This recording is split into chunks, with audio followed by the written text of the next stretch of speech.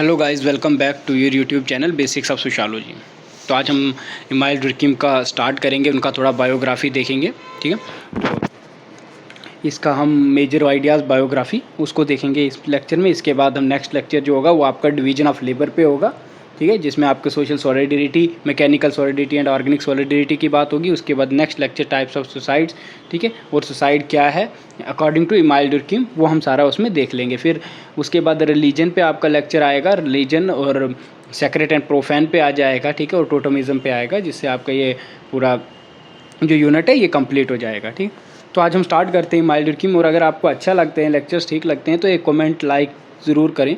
ठीक है, वही मेरे लिए एक मोटिवेशन है, जिससे मैं आपका कंटिन्यू क्या करता हूँ, लेक्चर्स बनाता हूँ। ठीक है, जिसको भी इसके नोट्स या PDF चाहिए होगी, वो पेड PDF है, तो आप इस नंबर पे जो इस पर लिखा होता है नंबर, उस पर कॉन्टैक्ट कर सकते हैं। ठीक, तो आज हम स्टार्ट करेंगे इमाइल डुर्कheim के बारे में।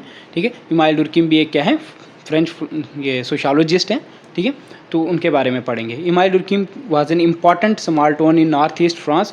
अप्रैल 15, 1858 को ये पैदा हुए थे। ठीक है, इंपॉर्टेंट है उनकी डेट, उनका जो वर्क है, की पॉइंट्स वहीं से हैं, जिससे आप एलिमिनेट करते हो कि ये किस थिंकर ने कंसेप्ट दिया है।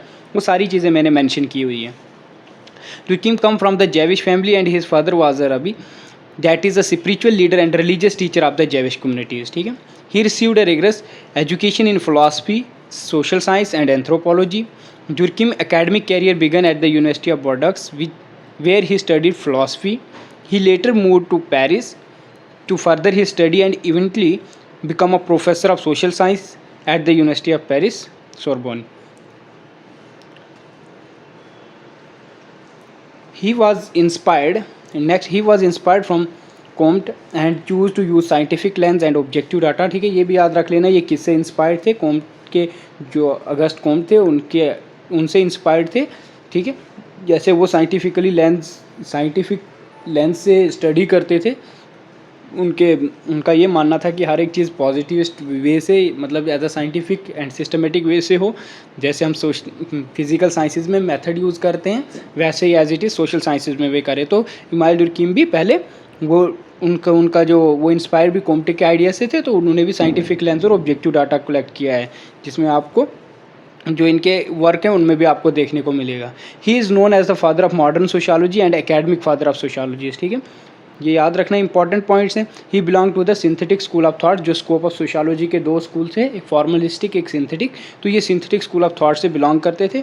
इनिशियली पॉजिटिविस्ट, पहले ये भी पॉजिटिविस्ट थे जैसे अगस्ट कॉम्ट है, बट लेटर शिफ्ट हुए थे ये फेमस। इन्होंने इंडक्टिव मेथडोलॉजी दिया था। इंडक्टिव एंड डिडक्टिव मेथडोलॉजी क्या होता है, ये समझो कि इंडक्टिव वो है जो पार्टिकुलर से जर्नल के लिए हम थ्योरीज देते हैं, है ना। किसी पार्टिकुलर के बारे में पहले बात करेंगे, तो उसके बाद हम जर्नल कोई थ्योरी देंगे, तो उसको हम बोलते हैं इंडक्टिव मेथडोलॉजीज। ठीक है, इंडक्टिव मेथड एंड डिडक्टिव वो हो गया जिसे हम जर्नल से कोई पार्टिकुलर मेथड्स देते हैं।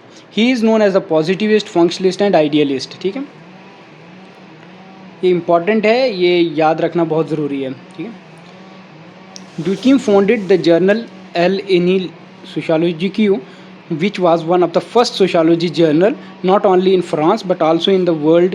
L'Année sociologique was produced annually until the outbreak World War First in 1914. ठीक है, ये जर्नल उनका खाली एक फ्रांस में ही नहीं, फर्स्ट जर्नल था सोशियोलॉजी का, जो खाली फ्रांस में नहीं पूरे वर्ल्ड में फेमस था। ठीक है, और ये कब इनकी डेथ हुई थी? नवंबर 15, 1917 में इनकी डेथ हो गई थी। अब इनका मेजर कंट्रीब्यूशन क्या है? ठीक है, थोड़ा सा उस पर भी नज़र डाल देते हैं। इंपॉर्टेंट है, अगर किसी की बायोग्राफी पढ़ रहे हो तो आपको पता होना चाहिए उन्होंने क्या क्या वर्क किया है।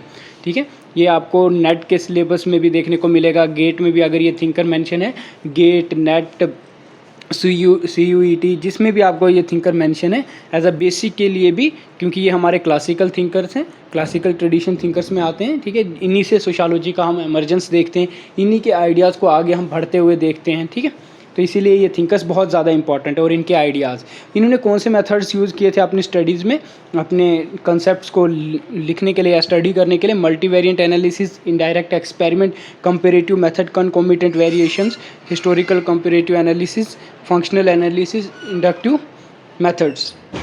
ये सारी चीज़ें। फिर डिवीजन ऑफ लेबर इनका कंसेप्ट था, ठीक है, जिस पे मैं अभी लेक्चर्स भी दूंगा। नेक्स्ट आपका उसी पे लेक्चर होगा, जिसमें आपको दो तरह की सॉलिडरिटी देखने को मिलती है। सोशल सॉलिडरिटी, जिसमें मैकेनिकल एंड ऑर्गेनिक सॉलिडरिटी देखने को मिलती है।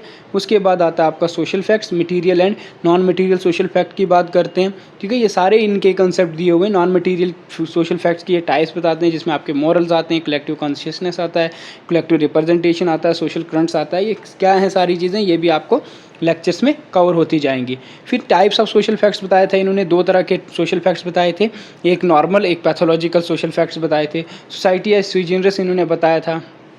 टाइप्स ऑफ लॉ, दो लॉ की बात की है जो हम इसमें देखते हैं, जो mechanical and organic solidarity, repressive and restitutive laws होते हैं। क्या होता है ये इन लेक्चर्स में आपके कवर हो जाएंगे। सुसाइड पे इन्होंने बात की है। सुसाइड की इन्होंने 4 टाइप्स बताई थी, एक ईगोइस्टिक बताई थी, अल्टरिस्टिक बताई थी, एनोमिक बताई थी, फैटलिस्टिक बताई थी, ठीक है। रिलीजन पे इन्होंने काम किया है। रिलीजन पे इन्होंने सेक्रेट एंड प्रोफेन की बात की है। टोटमिज़म पे इन्होंने स्टडी की है, और ये इनको सबसे पहला रिलीजन ही टोटमिज़म बताते हैं। कलेक्टिव एफरेंस पे बात की है, ठीक है। एनोमी पे बात की है, जिसको नॉर्मलेसनेस भी बोलते हैं, ठीक है।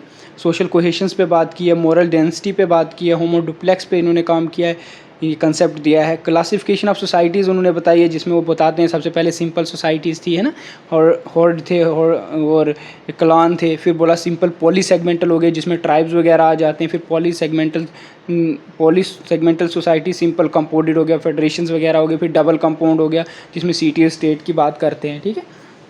इसके बाद इन्होंने कुछ कोर्स दिए थे, जिसमें सोसाइटी एज गॉड बताया इन्होंने। Heaven is equal to, heaven जो है, ठीक है, वो ग्लोरीफाइड सोसाइटी बताई है। मैन के बारे में बताया कि man as a product of nature, और वुमेन जो है वो कल्चर का प्रोडक्ट है, ठीक है।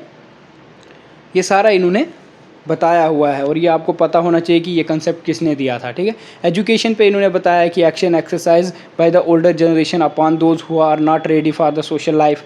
फिर उन्होंने रिलीजन पे बोला है कि religion is a unified system of beliefs practices which unite into a single moral community called a church, all those who adhere to them, ठीक है। ये सारी चीज़ें इन्होंने बताई हुई हैं। इसके अलावा इन्होंने क्या बताया है, इन कुछ बुक्स हैं, ठीक है, जो इंपॉर्टेंट बुक्स हैं वो देख लेते हैं आप।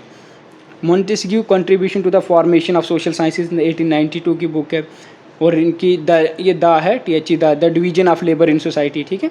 The division of labour in society 1893 की बुक है। इस पे यही इनकी क्या है, PhD की थीसिस भी इसी पे है, ठीक है। इन्होंने इसी पे काम किया था, division of labour in society, इसी पे अपनी PhD की थी।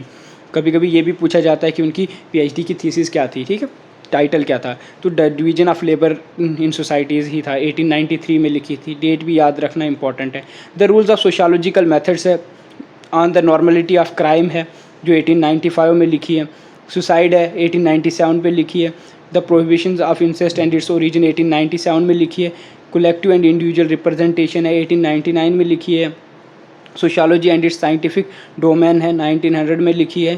Permitted classification in collaboration with किसके साथ है, मार्शल मॉस के साथ है, 1903 है। Judgments of reality and judgments of value, ये इनकी बुक है। फिर एलिमेंट्री फॉर्म ऑफ रिलीजन है, रिलीजियस लाइफ है, 1912 में लिखी है। Who wanted war with Ernest Davis है, ठीक है, जो 1914 में है। फिर जर्मनी अबोआल के बारे में है, 1915 में। ये सारी इनकी बुक्स हैं और इम्पॉर्टेंट बुक्स हैं, इसीलिए ये कभी कभी पेपर में डायरेक्ट पूछी जाती हैं। फिर कुछ इनके डेथ के बाद वाली बुक्स हैं, जो एजुकेशन एंड सोशियोलॉजी है, ठीक है, 1922 की। सोशियोलॉजी एंड फिलॉसफी है 1924 में।